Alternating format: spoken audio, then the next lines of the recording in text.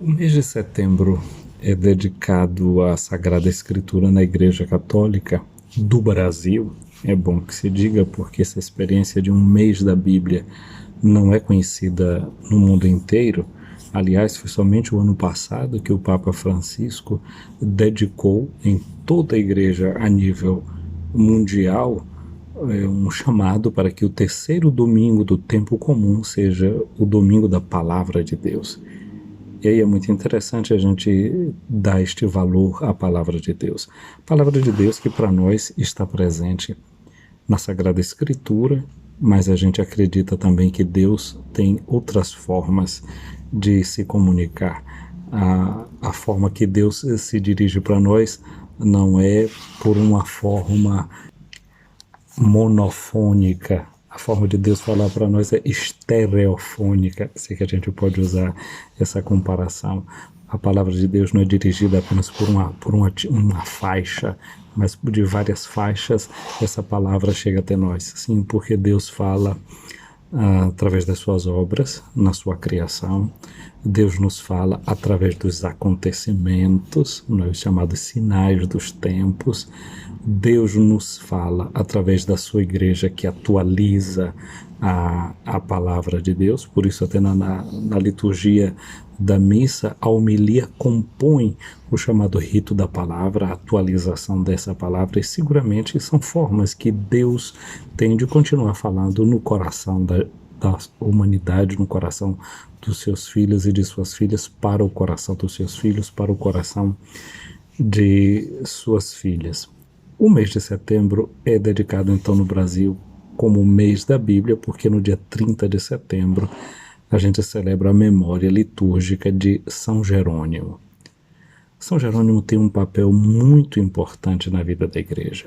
Ele fez uma tradução da Bíblia que até hoje serve como base para nós.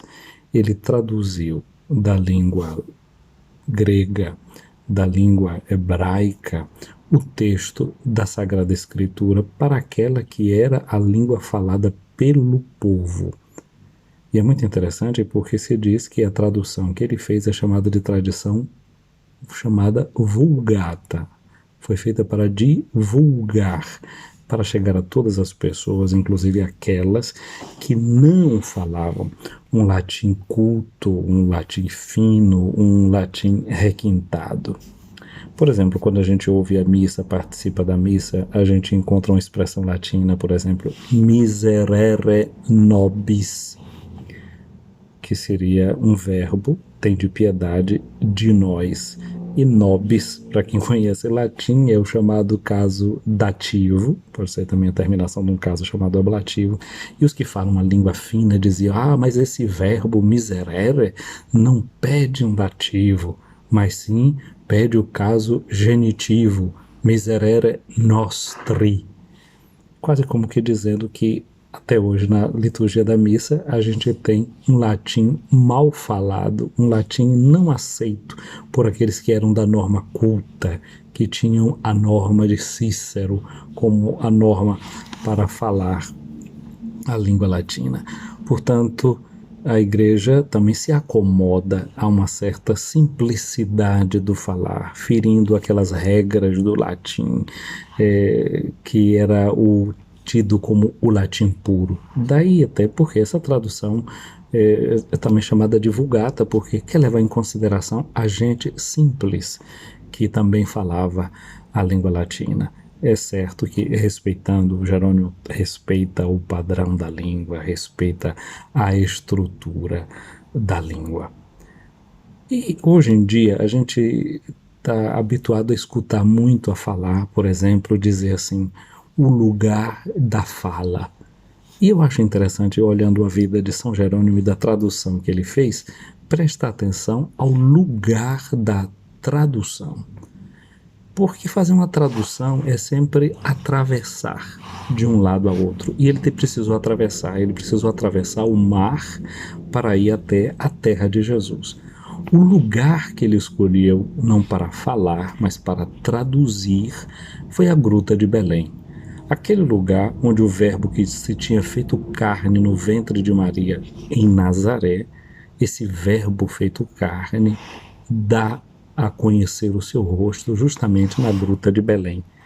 Eu acho que esse lugar condicionou também Jerônimo na sua tradução, o lugar da sua tradução, porque ele escolheu o lugar da simplicidade, o lugar da singeleza, o lugar onde Deus se faz fraco, onde Deus se faz pequeno, onde Deus se revela como aquele que não encontrou espaço nas estruturas da sociedade daquele tempo, nas estruturas também de acolhida naquele momento, porque Belém estava cheia de pessoas que tinham ido para o recenseamento.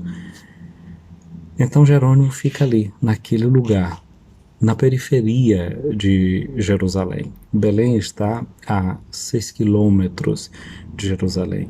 Esse lugar é muito importante e é desse lugar que ele quer traduzir a palavra de Deus. Portanto, uma tradução, ela requer uma fidelidade à própria língua, à sua tradição, aquilo que é entregue como língua, mas uma tradução precisa ser fiel também à evolução. Há uma língua que evolui, há uma língua que ganha novos contornos e assim faz Jerônimo. Ele busca desenvolver o texto a partir também daquele contexto onde ele foi viver. Dessa forma, a sua tradução leva em consideração seguramente a evolução da língua, mas ele busca também atualizar. Se a igreja quer continuar dando a palavra de Deus, ela não apenas tem que ser fiel a uma tradição de uma palavra como ela está escrita, como ela está ali colocada, mas ela precisa levar em consideração a evolução da linguagem e precisa atualizar a sua linguagem. E, sobretudo, eu penso que ela não pode perder a perspectiva de fazer travessias, como fez Jerônimo, né, que atravessou o mar para ir viver lá no lugar onde Jesus tinha nascido. É interessante que a gente possa e deseje realmente sempre querer falar, querer apresentar a palavra de Deus de uma forma que ela possa ser entendida de maneira muito clara. De maneira muito clara. Alguns costumam fazer uma citação que os italianos gostam de dizer que traduttore, traditore.